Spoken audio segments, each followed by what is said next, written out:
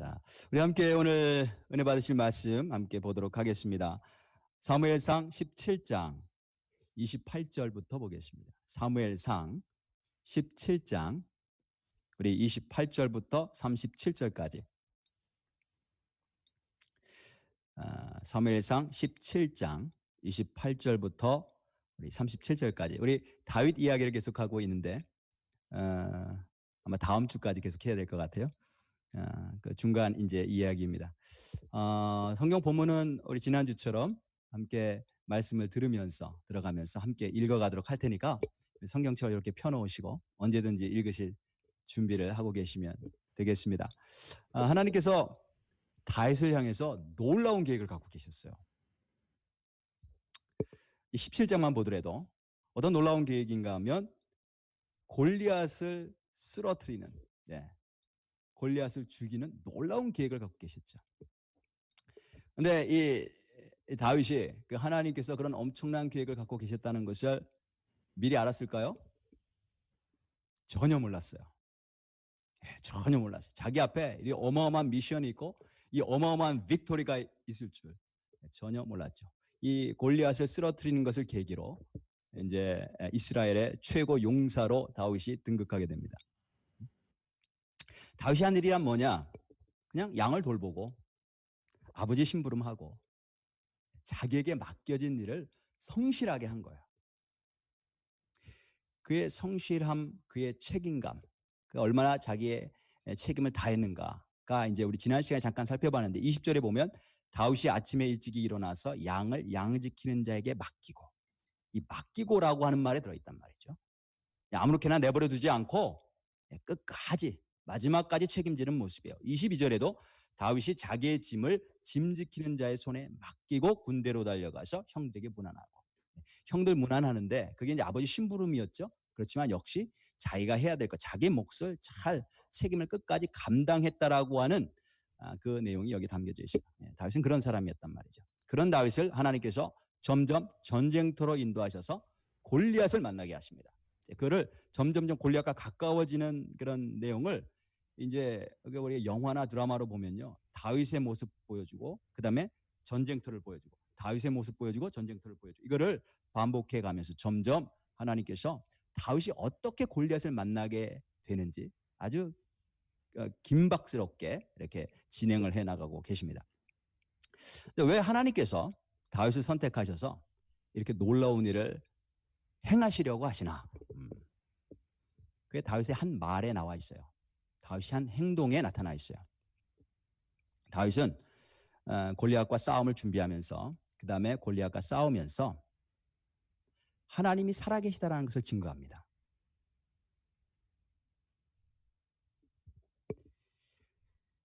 사무엘상 17장을 이렇게 읽어보면 사울을 포함해서 모든 이스라엘 가운데 하나님께서 살아계시다라고 하는 것을 믿는 사람은 단 한 사람도 없었어요. 그들이 모여서 예배도 다 드렸겠죠. 그게 이스라엘의 관습이었으니까 먼저 법궤 갖다 놓고 또 예배 제사 먼저 드리고 전쟁터에 나가고 뭐 기도도 하고 했겠죠. 그런데 실제로 마음속에 하나님이 살아계셔서 우리를 구원하실 것이다 라고 하는 것을 믿는 사람 단 한 사람도 없었단 말이에요. 시골에서 올라온 어린 목동 다윗이 그런 믿음을 가진 유일한 사람이었어요. 그래서 하나님이 다윗을 쓰실 수밖에 없었던 거예요. 그 한 사람밖에 없었기 때문에. 다윗을 왕으로 세우신 이유도 마찬가지예요. 다윗 그 한 사람의 그 자신의 성공을 위해서 왕으로 세우신 게 아니죠. 다윗의 말과 행동에 늘 언제나 하나님께서 살아계심이 나타나기 때문에 다윗과 같은 그런 믿음, 그런 마음을 가진 사람은 아무도 없기 때문에 이스라엘에 다윗 외에는. 그래서 하나님이 다윗을 선택하셔서 그로 하여금 왕이 되게 하시고 살아계신 하나님을 백성들에게 나타내게 하시는 거예요. 우리가 다윗 이야기를 좋아하는 이유가 있습니다. 저도 다윗 이야기를 너무너무 좋아합니다. 왜 우리가 다윗 이야기를 좋아하냐면요, 누구나 다 다윗과 같이 되기를 원해요. 우리 요즘 세상에서 쓰는 말로 흙수저가 금수저된 케이스잖아요. 시골에 정말 어린 아무도 인정해주지 않는 그런 목동이 어느 날 왕이 되는데 그냥 보통 왕도 아니고 이스라엘의 왕이 얼마나 많았어요? 가장 위대한 왕. 지금도 다윗의 영향력이 이스라엘 가면 대단하다고 그래요. 예, 다윗 거리 뭐 이런 게 많다고 하니까. 그죠? 예루살렘 성 이름이 다윗성이죠. 다윗성. 수천 년이 지나도록 그의 영향력이 끊이질 않습니다. 누구나 다 다윗과 같은 사람 되기를 원해요. 그런데 우리는 이 다윗 이야기를 읽으면서 왜 다윗이 쓰임 받았는지, 왜 하나님께서 그를 선택하셨는지를 깊이 생각해 봐야 돼요. 다윗은 하나님의 살아계심을 믿는 믿음이 있었고요. 위기 때, 어려울 때 그 믿음이 나타나는 사람이었어요. 지금도 마찬가지인데 우리가 실력이 있다고 또 능력이 뛰어나다고 하나님이 쓰시는 게 절대 아니에요.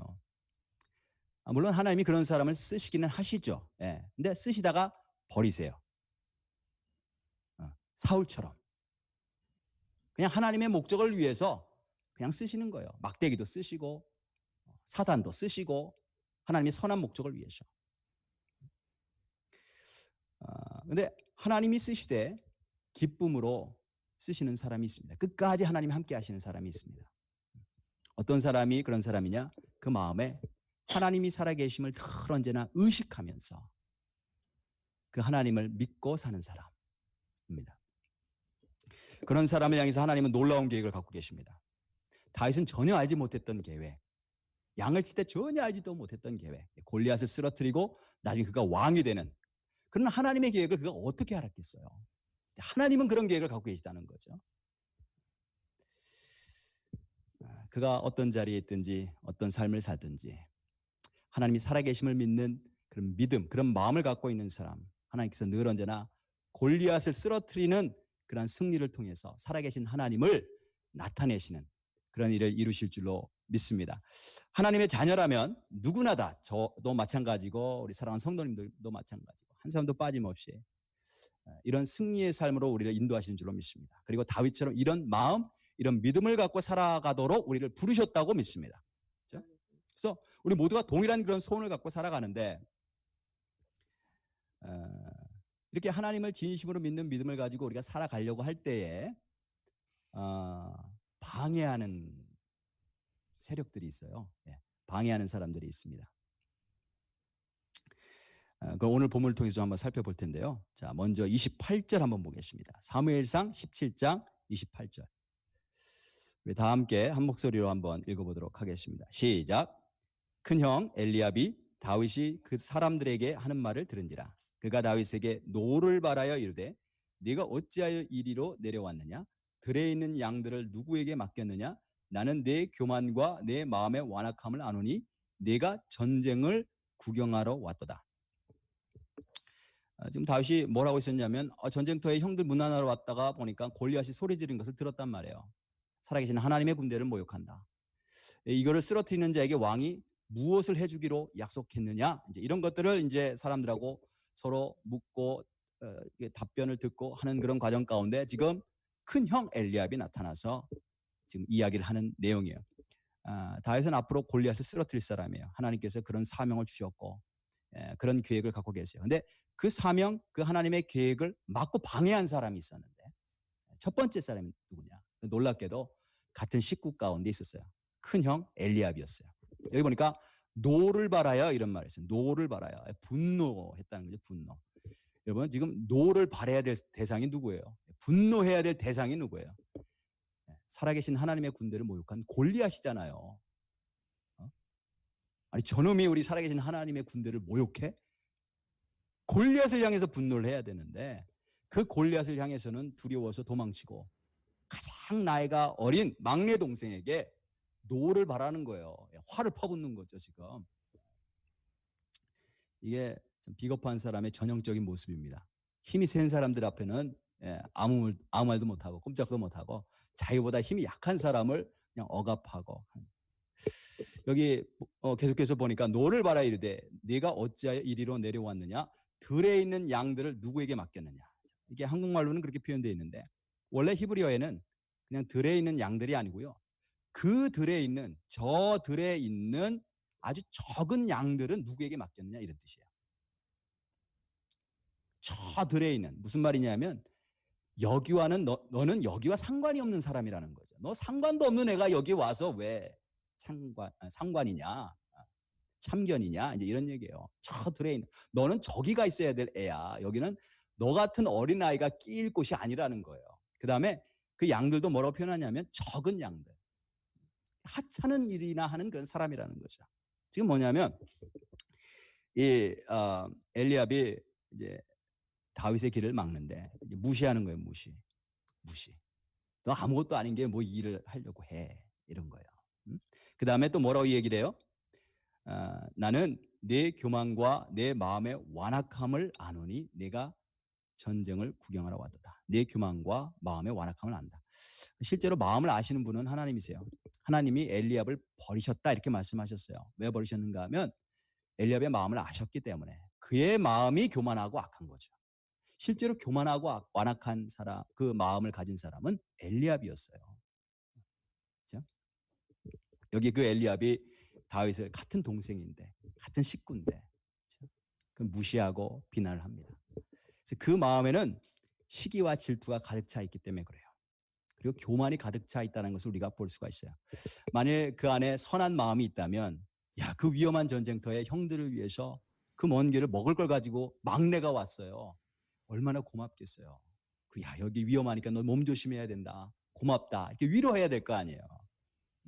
근데 한 가정 안에 이렇게 형제들이 있으면 서로 이렇게 격려해주고 해야 되는데 우리 악한 성품은 시기와 질투, 교만함으로 가득 차 있어서 심지어 한 가정 안에서도 심지어 형제들끼리도 서로 시기하고 질투하고 비난하고 무시하고 그래요. 그 시작이 우리 가인과 아벨부터 시작이 됐잖아요. 예, 저희도 3남매예요. 3남매. 제 아래로 여동생이 있고 남동생이 있는데 우리 집은 그게 뭐 그렇게 심하다고 저는 생각을 하지 않지만 그래도 뭔가가 있는 것 같아요. 예. 어느 집이나 마찬가지입니다. 그래서 심지어 그런 이야기가 있잖아요. 자식 자랑은 형제들에게도 하면 안 된다는 거예요. 이거는 엄마, 아빠, 부모들에게만 할 수 있다는 거예요. 자식 자랑은. 형제들에게 해도 이게 시기와 질투가 일어나기 때문에. 하나님께서 나를 향한 놀라운 목적을 갖고 계시고요. 우리를 믿음의 길로 인도하십니다. 근데 그것을 방해하는 사람이 있는데 누구냐? 가장 가까운 사람들이 막거나 방해를 해요. 그게 우리 가족들일 수 있고요. 그 다음에 교회 식구들일 수도 있어요. 한 교회 안에서도 이런 일들이 일어날 수 있는 거예요. 어떻게 방해를 하느냐? 주로 말로 하죠. 예, 무시 또는 비난 이렇게 합니다. 여기서부터 나왔냐면 속에 시기가 가득하기 때문에 또 하나님이 살아계시고 함께 하신다는 것을 모르는 무지에서 비롯된 거예요. 하나님이 살아계신데 그 앞에서 어떻게 큰 소리로 비난하고 무시하고 할 수 있겠어요? 그럼 모르니까 하는 거예요. 근데 우리가 참 사람인지라 이런 말을 가까운 사람으로부터 들으면요 서운해요. 상처가 돼요. 계속 그 말을 듣는다고 생각해봐요. 계속 부정적인 말, 비난하는 말, 무시하는 말.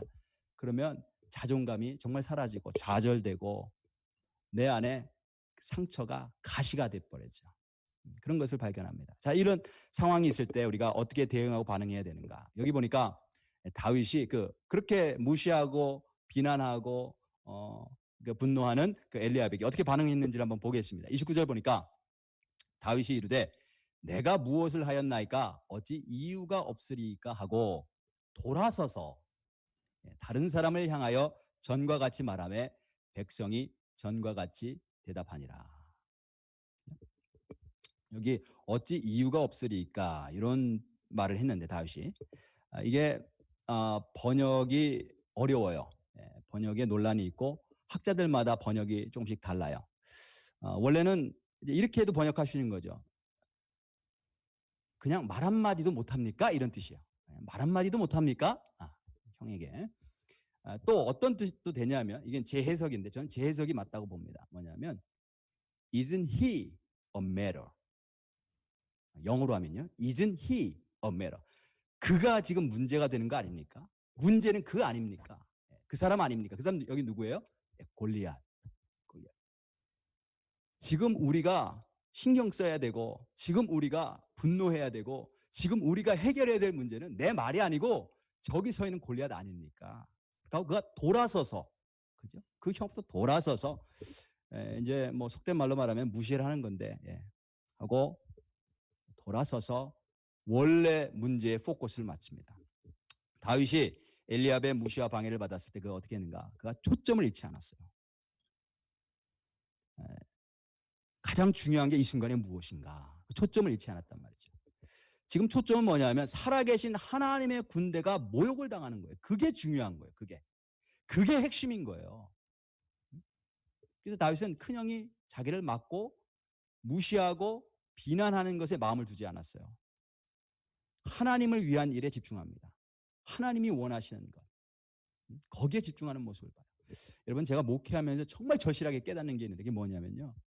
마귀는 어떻게 해서라도 교회가 해야 될 사명을 감당 못하게 해요. 그래서 자꾸 비본질적인 거, 정말 중요하지 않은 것에 우리 에너지를 다 쏟게 해요. 내 마음을 다 쏟게 하고 시달리게 만들어요. 막 시달려. 지치고 좌절하게 만들어요. 이게 중요한 게 아닌데 거기다 에너지를 다 쏟아부어.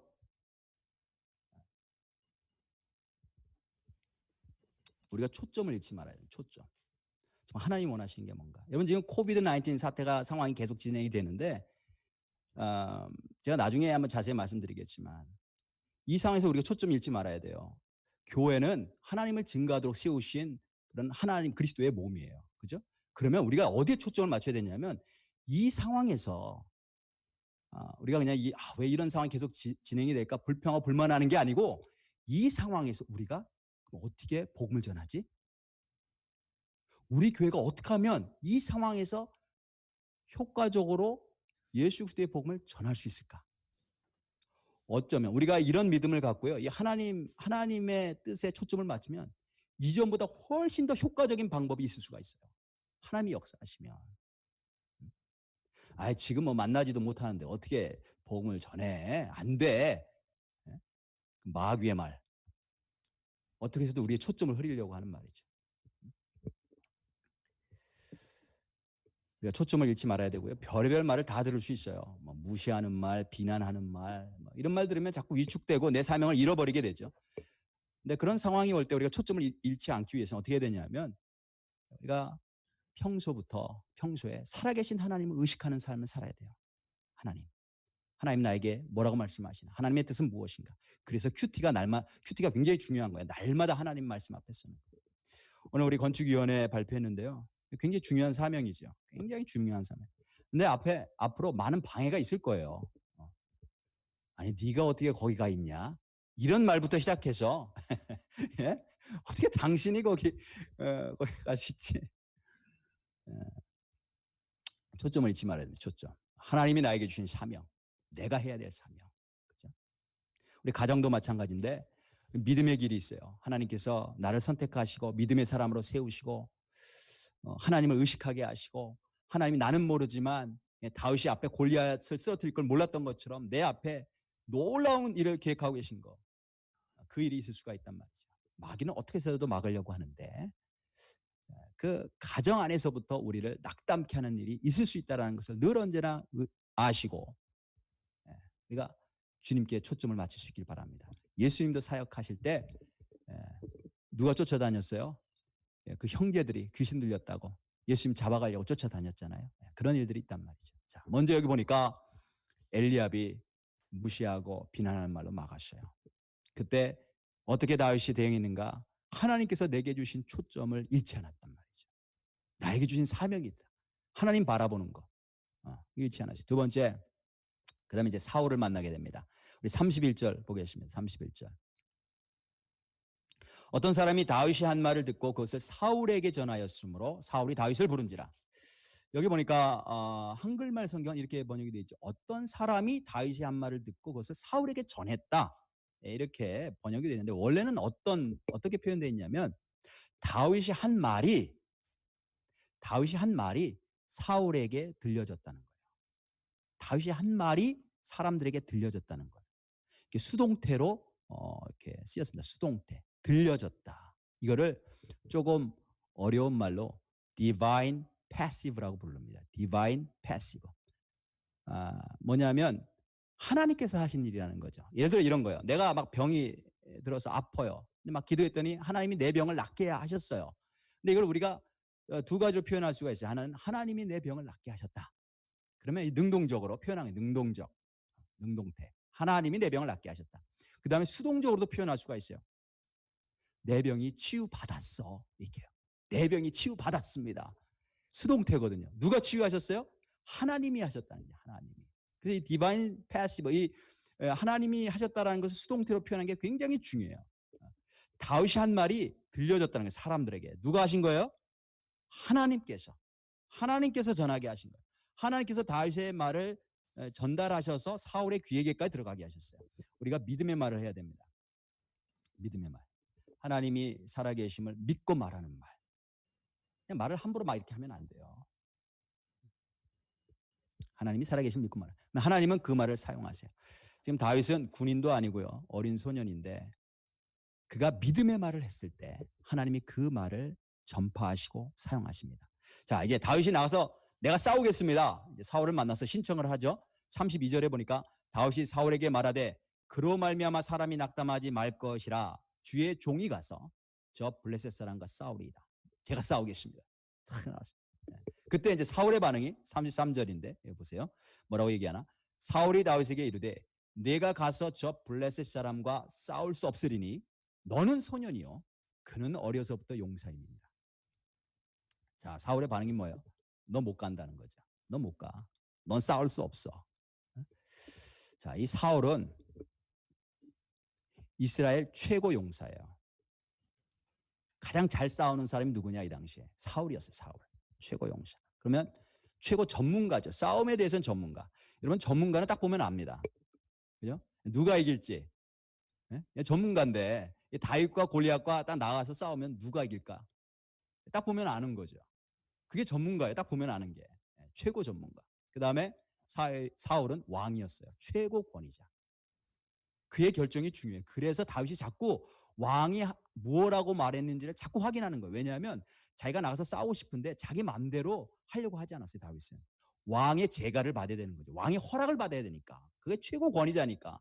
왕이 허락하지 않으면 자기는 나가지 않겠다는 거죠. 그래서 왕이 정말로 뭐라고 얘기를 했는지를 자꾸 확인을 받으려고 했던 거예요. 근데 최고 권위자가 뭐라고 얘기하냐. 최고 전문가 권위자가 넌 안 돼. 넌 못 싸운다. 그 이유가 뭐냐. 그 이유가 뭐냐면 비교해봐라 이거예요. 비교해봐라. 넌 아이고 골리앗은 태어날 때부터 전쟁의 사람이야. 태어날 때부터 용사라고 했는데 원래는 전쟁의 사람. 태어날 때부터 전쟁하면서 살던 사람. 제가 보니까 얘가 우리 키아니가 9개월 때 지금 걸었어요. 그거 지금 아마 뛰어다닐 거예요. 야, 우리 애들은 1년 지나서 걸었는데 야, 그 차이가 있는 거예요. 아마 제가 볼 때 골리앗은 9개월 때부터 몽둥이 들고 다니면서 애를 때렸을 거야. 막 때리면서. 태어날 때부터 얘는 전쟁의 용사야. 그런 애들 있다니까요. 그런 애들 간과하다 보면 교회 있어가지고 걔 때문에 안 맞은 아이가 하나도 없는 뭐 그런 경우도 있어요. 태어날 때도 용사다. 비교해 비교. 야, 너랑 쟤랑 한번 비교해봐라. 이게 싸움이 되겠냐. 비교하면 상대가 안 되죠. 절대로 이길 수 없어요. 여기에 사울의 마음이 드러나는 거예요. 이스라엘 중에서 골리앗과 싸워야 될 사람은 사울 왕이에요. 사울 왕. 골리앗과 싸우라고 선출한 사람이 사울이었어요. 근데 사울이 싸우러 못 나갔어요. 그 이유가 뭐냐? 골리앗과 자기를 비교하니까. 비교하면 절대로 나가서 싸울 수가 없어요. 비교하면 절대로 승리할 수가 없어요. 내 삶에서 하나님의 놀라우신 뜻을 이루지 못하게 막는 게 있는데 그게 비교예요. 비교. 우리는 우리 무의식 가운데 끊임없이 이 비교 의식이 있습니다. 그 마귀가 하와 유혹할 때, 죄짓게 유혹할 때 네가 하나님처럼 될 수 있어. 비교. 하나님과 비교. 그래서 세상은 마귀는 사람들은 끊임없이 나로 하여금 다른 사람과 비교하도록 만들어요. 저는 제 속에도 그게 있는 것을 발견합니다. 마음이 불편하잖아요. 왜 불편해요? 자꾸 비교하니까. 저 사람과 비교하는 저 사람과. 근데 사실은 바로 그 비교 의식이야말로 우리가 쓰러뜨려야 될 골리앗이에요. 다른 사람이 자꾸 나를 무시해서 엘리압처럼 자꾸 무시하고 날 비난해서 내 속에 쌓인 가시, 이 상처, 이것도 우리가 쓰러뜨려야 될 골리앗이에요. 사실은 골리앗이 다음 주에 하겠지만 내 안에 있어요. 내 안에. 바깥이 아니고 내 안에 있는 게 가장 큰 골리앗이죠. 쓰러뜨려. 최고의 권위자는 오직 한 분밖에 없습니다. 최종 결정권자는 오직 한 분밖에 없습니다. 생사화복을 결정하시고, 우리 신명기 요즘 큐티 하시죠? 예. 우리 앞에 생명과 죽음, 사망, 예. 복과 화를 우리 앞에 놓으시고 결정하실 수 있는 분은 하나님밖에 없다는 거죠.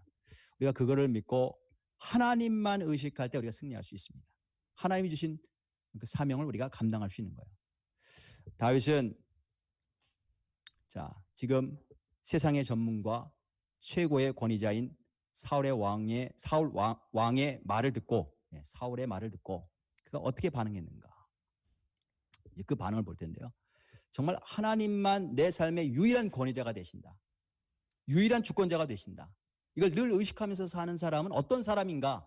지금 다윗의 말을 통해서 우리가 알 수가 있어요. 그럼 한번 보겠습니다. 34절부터 우리 37절까지 한번 읽어볼 텐데 34절부터 37절까지 함께 한 목소리로 읽어보도록 하겠습니다. 시작. 다윗이 사울에게 말하되 주의 종이 아버지의 양을 지킬 때에 사자나 곰이 와서 양떼에서 새끼를 물어가면 내가 따라가서 그것을 치고 그 입에서 새끼를 건져내었고 그것이 일어나 나를 해하고자 하면 내가 그 수염을 잡고 그것을 쳐 죽였나이다.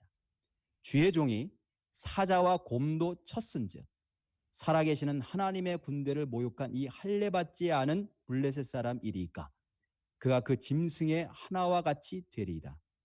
또 다윗이 이르되 여호와께서 나를 사자의 발톱과 곰의 발톱에서 건져내셨은즉 나를 이 블레셋 사람의 손에서도 건져내시리이다.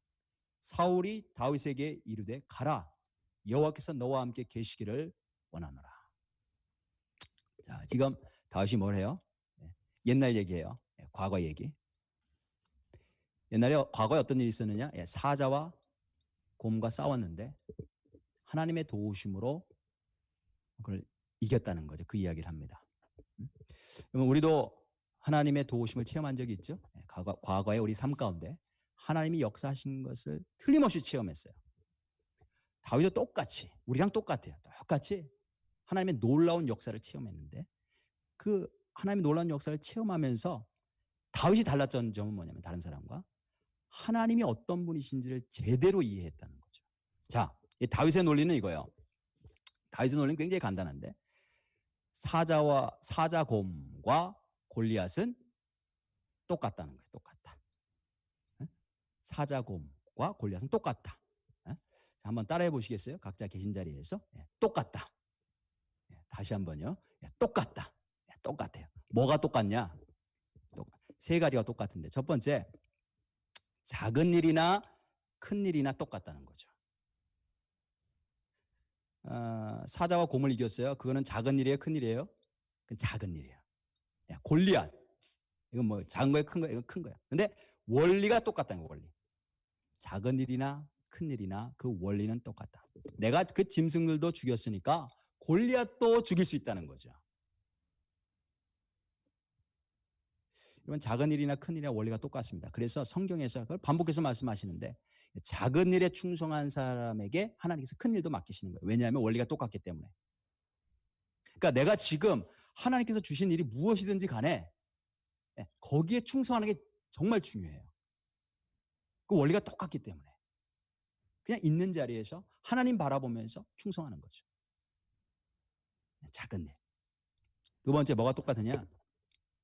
과거나 현재나 똑같다는 거예요. 뭐가 똑같냐면요. 동일한 하나님이 역사하신다는 거죠. 과거에 역사하셨던 하나님이 지금도 현재도 동일하게 역사하신다는 거예요. 37절에 보니까 또 다윗이 이르되 근데 그 사자와 곰을 내가 쳐서 죽였는데 내가 한 게 아니고 여호와께서 나를 사자의 발톱과 곰의 발톱에서 건져내셨은즉 나를 이 블레셋 사람의 손에서도 건져내시리이다. 사자와 곰을 쳐 죽인 일은 과거의 일. 골리앗과 싸울 일은 현재의 일. 근데 하나님이 동일하시다는 거죠. 과거에도 날 구원하신 그 하나님이 지금은 날 구원하시지 않겠느냐 이거예요. 동일하게 구원하실 것이다. 자, 마지막. 이 마지막이 중요한데요. 똑같은데 뭐가 똑같으냐? 다윗의 마음이나 하나님의 마음이 똑같다는 거예요. 다윗의 마음과 하나님의 마음이 똑같다는 거. 어떤 마음이냐? 내 새끼를 보호하고 구원하려고 하는 마음. 여기에 왜 하나님께서 다윗을 그렇게 사랑하셨는지, 왜 다윗의 마음이 크게 하나님의 마음에 합한 그런 사람의 마음이었는지 나타나요. 다윗의 마음이요, 하나님의 마음하고 똑같아요. 그러니까 다윗은 하나님이 어떤 분이신지 아주 정확하게 이해를 하고 있어요. 저희 다윗이 이제 옛날 이야기를 하는데, 제가 이 이야기를 들으면서 겁나는 부분이 있어요. 어떤 부분이냐면, 양 한 마리를 살리겠다고 자기 생명을 걸어요. 여러분, 이 부분 걸리지 않으세요? 저는 이 부분 읽을 때마다 걸려요. 나 같으면 그렇게 할 수 있을까? 이거죠. 나 같으면 그렇게 할 수 있을까? 여기 보니까 뭐라 그래요? 34절. 다윗이 사울에게 말하되, 주의 종이 아버지의 양을 지킬 때 사자나 곰이 와서 양떼에서 양 한 마리도 아니고 새끼 아주 작은 새끼 한 마리를 물어가면 내가 따라가서 그것을 치고 그 입에서 새끼를 건져내었고. 그럼 뭐 맹수가 가만히 뺏기고 가만히 있겠어요? 와서 자기를 치고 뺏어가려는 다윗을 향해서 일어선다는 거죠. 예, 다윗을 공격하는 거예요. 그러면 그것이 일어나서 나를 해하고자 하면 내가 그 수염을 잡고 그것을 쳐 죽였나이다.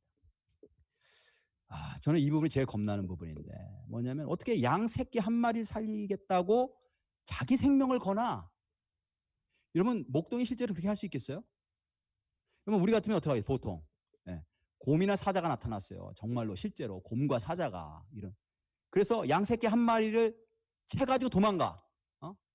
그러면 어떻게 하겠어요? 아이고, 안심이 되는 거지. 한 마리만 잡아가서 다행이다. 어이, 다시는 오지 마. 다시는 오지 마. 이렇게 되는 거죠. 근데 다윗은 자기 생명을 아끼지 않고 한 마리의 새끼 양을 구하기 위해 쫓아갑니다. 어떻게 그렇게 할 수 있었을까? 그렇게 할 수 있는 이유는 한 가지밖에 없어요. 그 양을 자기 생명보다 더 사랑하기 때문에 그래요. 그러니까 자기 생명을 아끼지 않고 가서 양을 찾아오는 거죠. 그게 안 되면 어떻게 그 맹수를 찾아가서 쫓아가서 그것과 싸우겠어요. 그 양 한 마리를 내 생명보다 더 귀하게 여기기 때문에. 그래서 다윗의 마음에는요, 사자와 곰을 두려워하기보다는 양을 지키고 구원하려고 하는 마음으로 더 가득 차 있었던 거예요. 근데 이 마음이 하나님의 마음과 동일하다는 거예요. 다윗은 하나님께서 당신의 백성을 사랑하시는데, 하나님을 왕으로 비유하면 우리는 백성이 되죠. 하나님의 백성. 하나님을 아버지라고 비유하면 우리는 하나님의 자녀가 되는 거예요. 하나님을 남편으로 비유하면 우리는 아내가 되는 거예요. 그 하나님께서 사랑하는 내 백성, 내 자녀, 내 신부를 어떻게 죽게 내버려 두겠느냐 이거죠. 그게 다윗에게는 이게 너무나 당연한 거고 너무나 분명한 믿음이었다는 거예요. 아니, 목동인 나도 양을 위해서 저렇게 구했는데 하물며 하나님께서 당신의 백성을 저 짐승으로부터 반드시 구원해 주시지 않겠느냐. 그죠? 그 하나님 아버지에 대한 마음, 그 하나님 아버지의 마음에 대한 이해가 다윗은 분명했어요. 하나님은 이런 분이셔.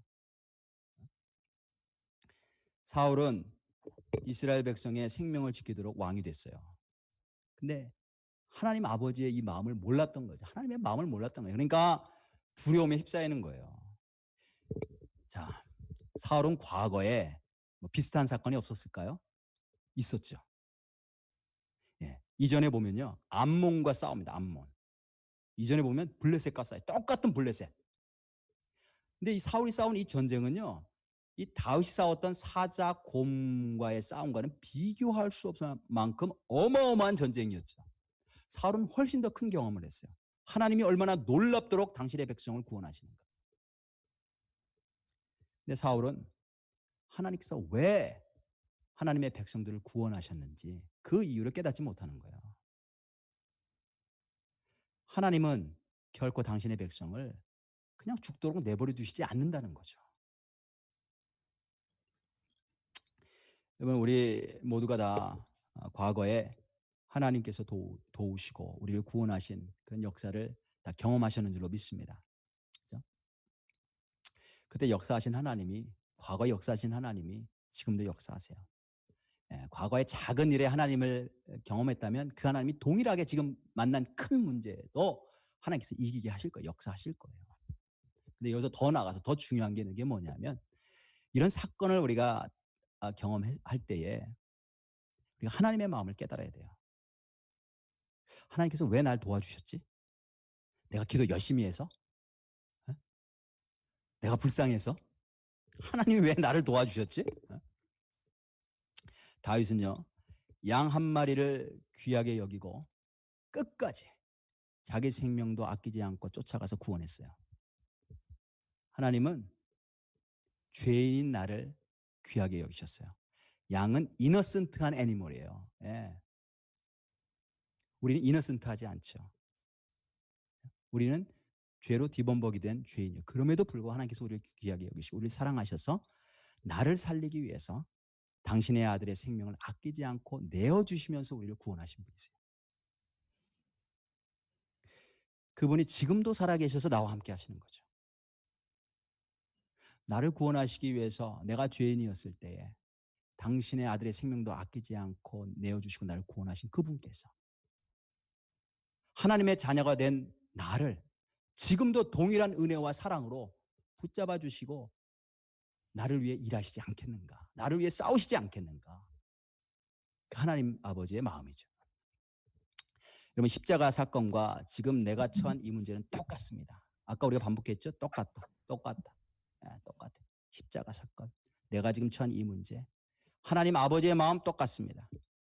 하나님 아버지의 능력도 똑같습니다. 우리 앞에 골리앗이 있습니다.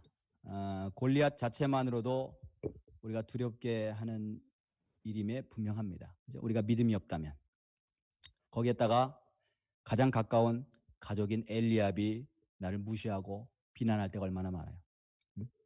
멸시할 때가 얼마나 많아요. 말을 통해서 나를 조롱할 때가 얼마나 많아요. 나에게 분노를 퍼부을 때가 얼마나 많아요. 권위자 사울 왕은 계속해서 나에게 비교의식을 심어줍니다. 비교해봐. 넌 안 돼. 저희 어머님이 그 연탄가스 마시고 병원에 입원하셨을 때 의사들이 한결같이 안 돼. 너희 어머님 다 죽는다. 너희 어머님 죽는다. 모두가 다 그렇게. 왜냐하면 비교해 보니까 이런 상황이면 다른 사람과 비교해 볼 때 다 죽는 게 당연한 거예요. 비교의식 안 된다. 좌절과 낙심과 포기하고 싶은 마음을 계속해서 심어줍니다. 그러면 하나님은 하나님의 자녀에게 놀라운 계획을 갖고 계십니다. 어떤 상황이 있든지 그 하나님께 우리가 초점을 맞추고 하나님만 바라보면서 나아갈 수 있기를 원합니다. 과거에 하나님께서 역사하셔서 나를 만나주시고 나를 구원해 주셨어요. 우리가 다 그 일이 있습니다. 그 일을 잊지 말고 기억할 수 있길 바랍니다. 그것을 잊은 거는 사울. 어떻게 구원받았는지 잊은 건 사울. 그걸 기억한 사람은 다윗. 그리고 무엇보다도 하나님의 마음을 깨달아 할 수 있기를 원합니다. 양 한 마리를 살리기 위해 자신의 생명을 아끼지 않으신 분, 그분은 곧 하나님이세요. 요한복음 10장 11절에 보니까 예수님이 이렇게 말씀하세요. 나는 선한 목자라. 선한 목자는 양들을 위하여 목숨을 버리거니와. 예수님이 지금 나를 위해서 목숨을 버리신다는 거예요. 나를 구원하시기 위해서. 그게 하나님 아버지의 마음이라는 거예요. 제가 얼마 전에 한 가지 좋은 소식을 들었는데 이 소식을 마지막으로 여러분들에게 전하고 마무리하려고 합니다. 그 세네갈의 김명수 선교사님, 우리가 만난 그런 골리앗이 여러 종류가 있겠죠. 이분이 얼마 전에 어마어마한 골리앗을 만났어요. 코비드-19 코로나 바이러스라고 하는 어마어마한 골리앗. 그래서 이 코로나에 감염돼서 가족과 떨어져서 그 세네갈의 그 낙후된 병원 거기 입원했다라고 하는 소식을 우리가 접했죠. 병원에 입원하는 게 제가 얘기를 들어보니까 우리 병원에 있는 게 더 위험한 것 같더라고요. 거기 제대로 된 시설 없이 사람들 환자들이 가득 차 있으니까 더 위험한 거예요. 그래서 이제 기도 부탁을 받고 우리 수요일 날 함께 기도하시는 분들이 함께 기도했던 그분이십니다. 나중에 얘기를 들어보니까 세네갈 선교사님들이 돌아가면서 한국 음식을 해서 막 돌아가면서 해드렸대요. 함께 기도해주고 3주 만에 왕쾌돼서 퇴원하셨어요. 그래서 이분이 태어나시기 전에 그 병상에서 쓴 기도문이 있어요. 기도문. 하나님께 기도. 그래서 제가 이 기도문을 한번 소개시켜 드릴 텐데, 이 기도문 속에 나 같으면 어떻게 할까? 나 같으면 코로나라고 하는 골리앗을 만났을 때, 이게 남의 일이 아니고 내 일이고 내가 죽을 수 있고 이런 상황을 만났을 때 나는 어떻게 기도할까를 한번 생각을 해봤어요.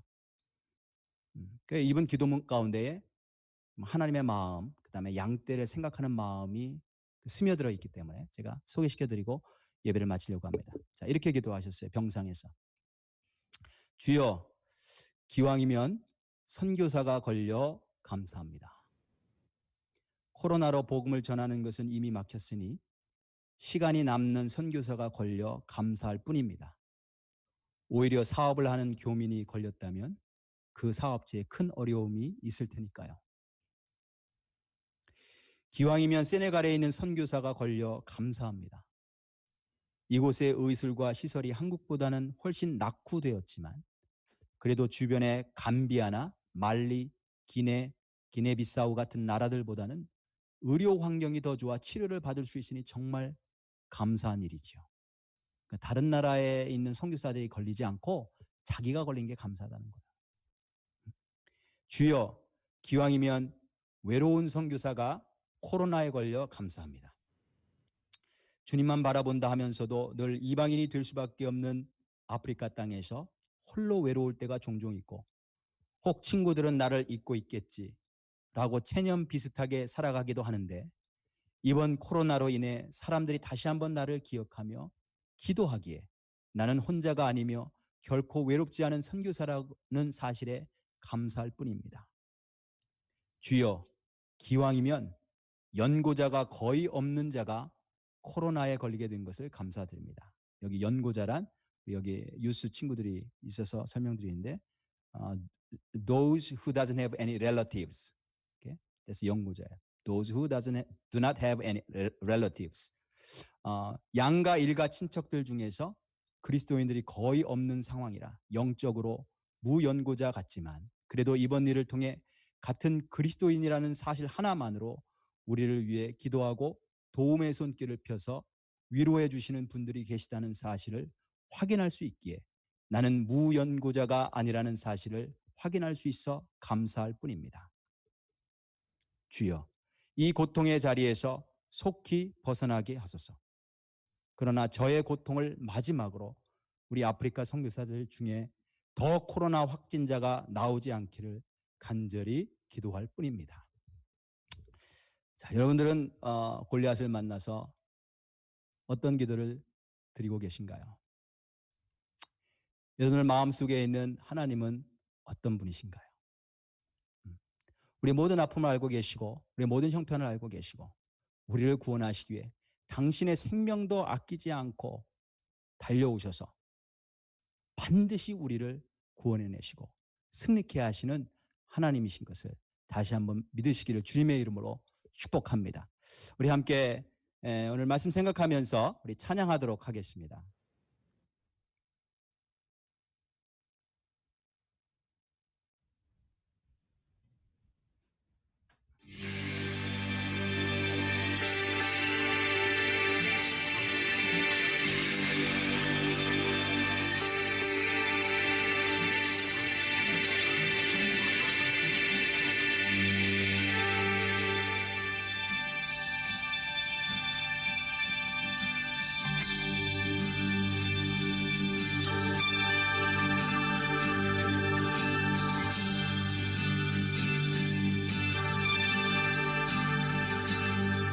세상의 유혹 시험이 내게 몰려올 때에 나의 힘으론 그것들 모두 이길 수 없네. 거대한 폭풍 가운데 위축된 나의 영혼 어찌할 바를 몰라 헤매이고 있을 때 주를 손을 들고 찬양.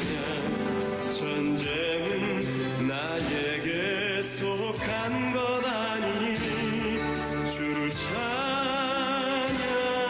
손을 들고 찬양.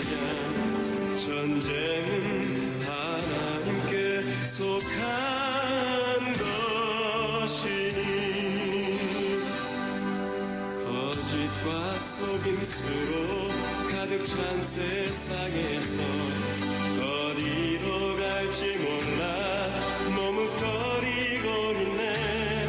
공중의 권세 잡은 자 지금도 우리를 실패와 절망으로 넘어뜨리려 하네. 주위를 둘러보면 아무도 없는 듯 믿음의 눈을 들면 보이는 분 계시네.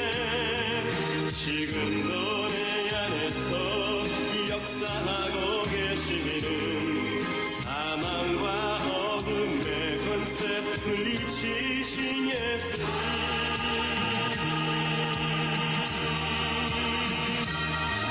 주를 찬양 손을 들고 찬양. 전쟁은 나에게 속한 것 아니니 주를 찬양 손을 들고 찬양. 전쟁은 하나님께 속한 것이.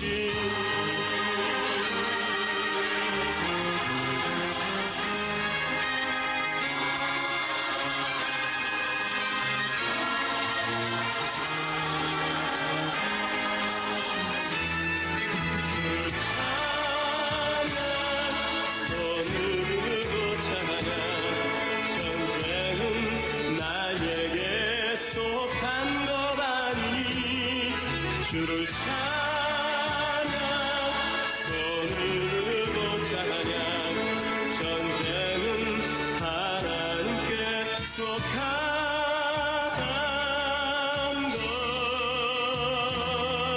것이니.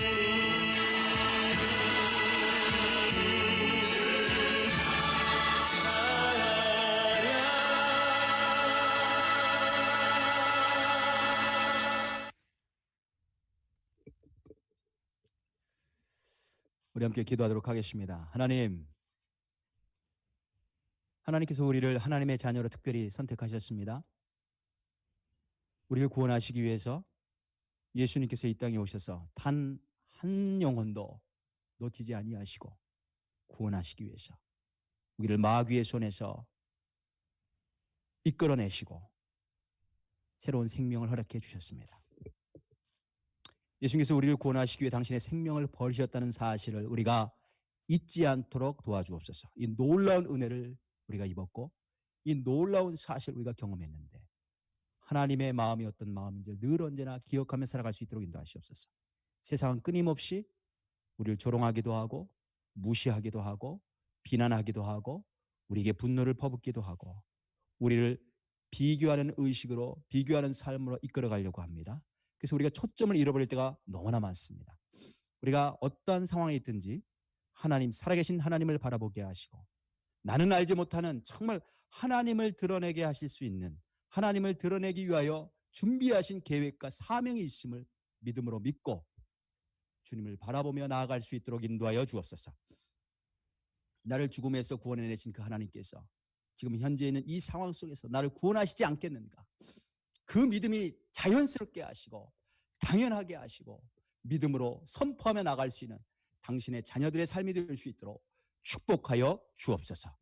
이제는 우주 예수 그리스도의 은혜와 하나님 아버지의 원하신 사랑과 성령의 감동감화 역사 충만하심이 오늘 주 앞에 나와 예배드리며 다시 한번 우리를 사랑하시고 우리를 구원하시는 하나님 아버지를 바라보며 나아갈 것을 결단하고 기도하고 돌아간 당신의 귀한 백성들 머리 위에 지금부터 영원까지 함께 하시기를 간절히 축원하옵나이다.